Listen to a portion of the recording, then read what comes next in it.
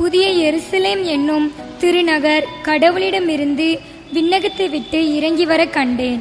திருத்தூதர் யோவான் எழுதிய திருவழிபாட்டிலிருந்து வாசகம். அதிகாரம் 20, 1 முதல் 4 முடிய, மேலும் 11. 21ஆம் அதிகாரம், இறைத்திருவசனங்கள் 2. வானதூதர் ஒருவர் விண்ணகத்திலிருந்து இறங்கி வர கண்டேன்.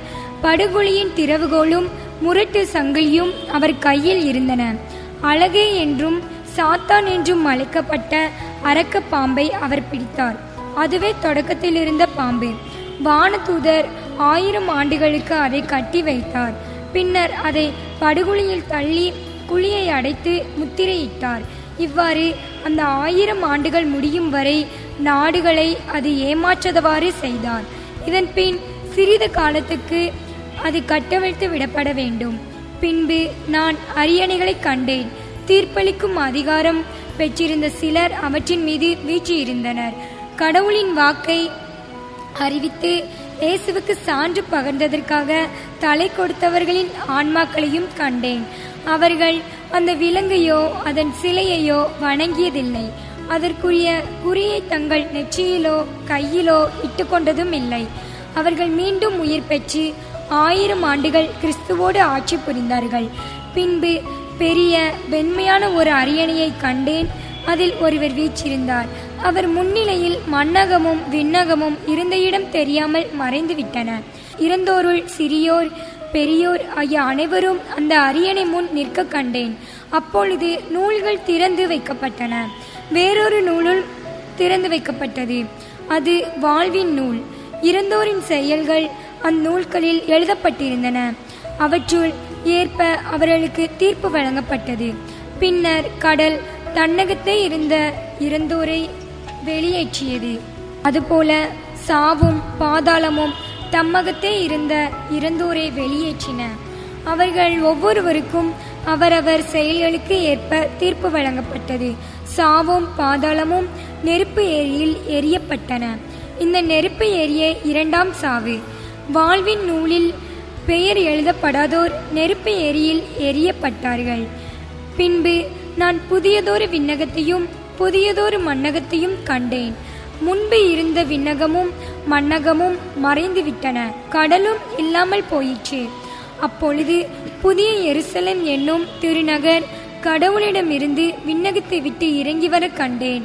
தம் மணமகனுக்காக தன்னையே அணி செய்து கொண்ட மணமகளைப் போல் அது ஆயத்தமாய் இருந்தது.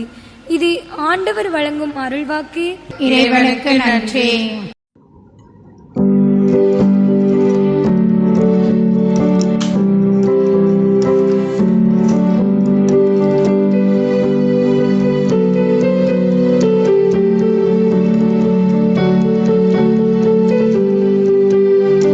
இதோ கடவுளின் உறைவிடம் மனிதர் நடுவே உள்ளது.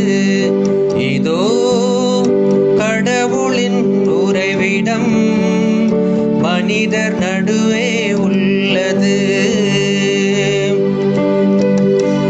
என் ஆன்மா ஆண்டவரின் கோவில் முற்றங்களுக்காக ஏங்கி தவிக்கின்றது.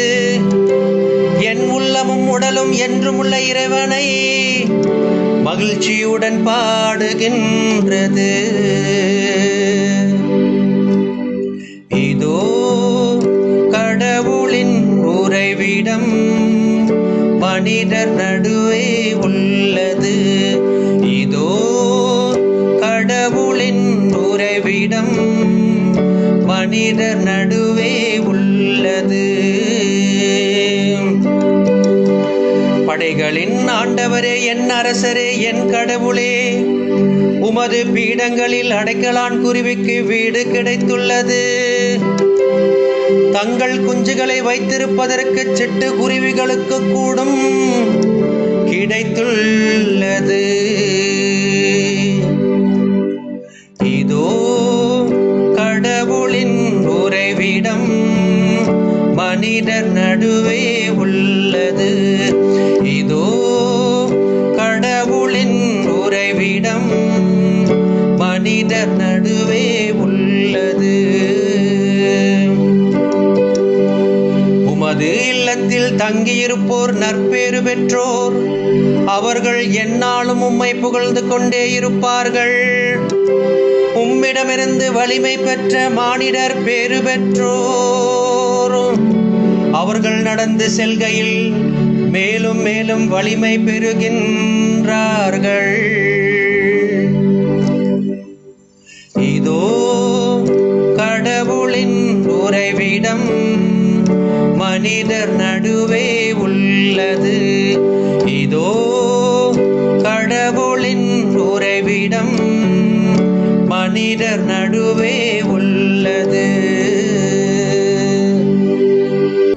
அல்லேலூயா, அல்லேலூயா. நீங்கள் தலை நிமிர்ந்து நில்லுங்கள், ஏனெனில் உங்கள் மீட்பு நெருங்கி வருகின்றது. அல்லேலூயா.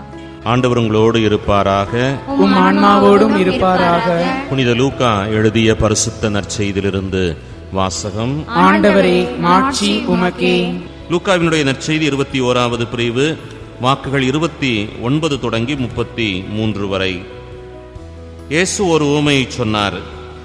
அத்தி மரத்தையும் வேறு எந்த மரத்தையும் பாருங்கள். அவை தளிர்விடும்போது அதை பார்க்கும்போது நீங்களே கோடைக்காலம் நெருங்கிவிட்டது என அறிந்து கொள்கின்றீர்கள். அவ்வாறே இவை நிகழ்வதை காணும்போது இறையாட்சி நெருங்கி வந்துவிட்டது என்பதை நீங்கள் அறிந்து கொள்ளுங்கள். அனைத்தும் நிகழும் வரை இந்த தலைமுறை ஒளிந்து போகாது என நான் உங்களுக்கு உறுதியாக சொல்லுகின்றேன். விண்ணும் மண்ணும் ஒளிந்து போகும், ஆனால் என் வார்த்தைகளோ ஒளியவே ஒழியாது என்றார். இது கிறிஸ்துவின் வாழ்வு தரும் நற்செய்தி. கிறிஸ்துவே, உமக்கு புகழ்.